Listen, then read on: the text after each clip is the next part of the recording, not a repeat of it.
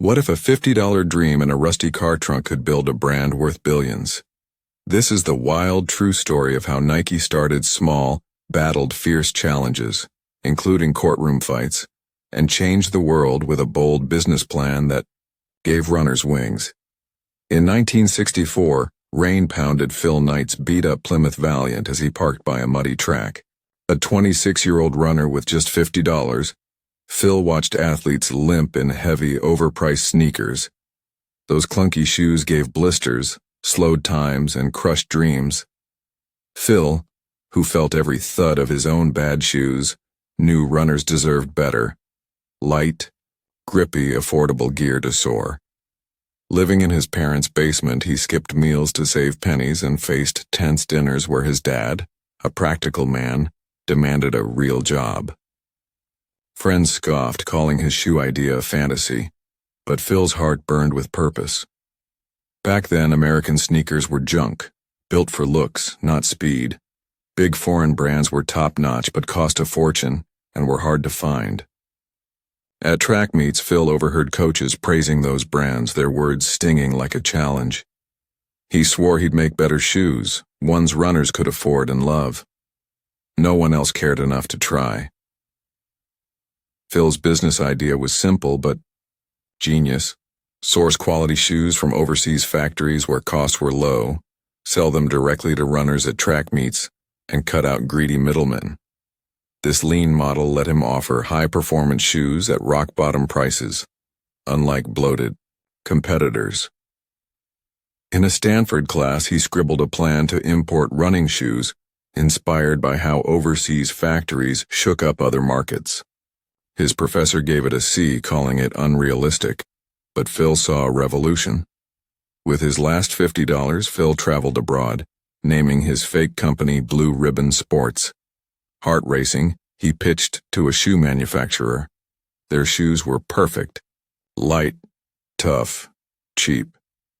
They said yes, but his first shipment in 1964 was a disaster. Moldy boxes, cracked soles, barely usable. Phil spent days scrubbing and gluing them in his garage, selling at a loss to save the deal. He broke down alone that night, but quitting wasn't an option. Phil's car trunk became his shop, a rolling storefront. At track meets, runners swarmed, grabbing shoes for $7, raving about their speed. His business model leaned on direct sales, no fancy stores, just Phil shaking hands with athletes, listening to their needs. He scribbled flyers, chalked best shoes for runners on his car, and once traded shoes for gas to reach a far-off meet. He worked a dull accounting job, drove all night, and borrowed cash from friends, barely sleeping. To build buzz, Phil gave free pairs to local runners, asking for honest feedback to improve designs, creating a loyal grassroots following. Phil needed help, so he called Bill Bowerman, his old coach. Bill was a gruff genius, tearing apart shoes in his garage, testing wild ideas like fish scales or leather scraps for soles. His runners were guinea pigs, griping about blisters but trusting him. Once, a glued sole flopped off mid-race, and Bill laughed, promising better. Bill's role in the business model was crucial. He obsessed over performance, tweaking designs based on athlete input, ensuring shoes weren't just cheap, but world-class. One Sunday, he poured rubber into his wife's waffle iron, filling the kitchen with smoke. The grippy, square-nubbed sole was magic, but his wife banned the iron. Bill scoured a flea market, snagging a $2 replacement, grinning like he'd struck gold. Phil and Bill worked in a leaky storage room, Blue Ribbon's first office guide tracking sales on napkins.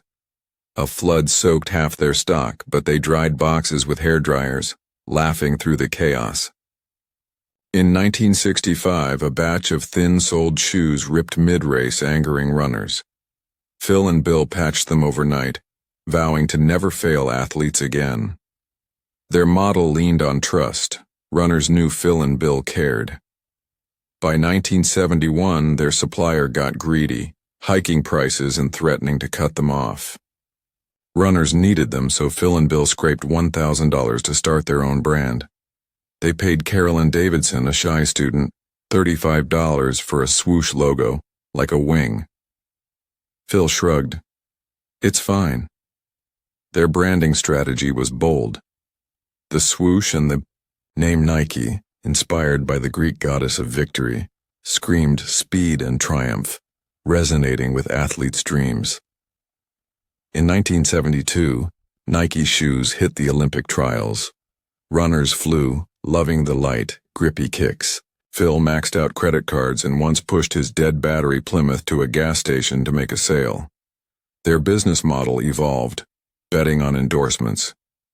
Phil begged marathoner Frank Shorter to wear Nikes at the 1972 Olympics. Shorter's gold medal put Nike on the map. The 70s running boom helped. Jogging became a lifestyle, and Phil sold shoes at community races, bonding with everyday runners who spread Nike's story. Steve Prefontaine, a fiery star, wore Nikes to defy big brands inspiring kids. His 1975 death crushed Phil, but Pre's spirit fueled Nike's fight. In the 80s, Nike bet on Michael Jordan. Air Jordan set the world ablaze, making Nike a way of life. Nike's rise wasn't spotless. In the 1990s, reports exposed harsh factory conditions, young workers, low wages, long hours. Lawsuits accused Nike of exploiting labor. Phil admitted flaws, saying, "We're linked to bad practices." Boycotts and protests hurt, but Nike introduced factory audits, raised worker age limits to 16, and published reports, though critics called it damage control. In 2018, a lawsuit claimed gender discrimination and harassment, leading to raises for 7,000 workers. Nike also faced wage disputes, owing millions to thousands of workers since 2020, and a 2023 lawsuit over misleading, sustainable product claims. They fought intellectual property battles like a 2015 logo dispute to protect their brand. Why did Nike matter? Runners needed shoes that didn't hold them back.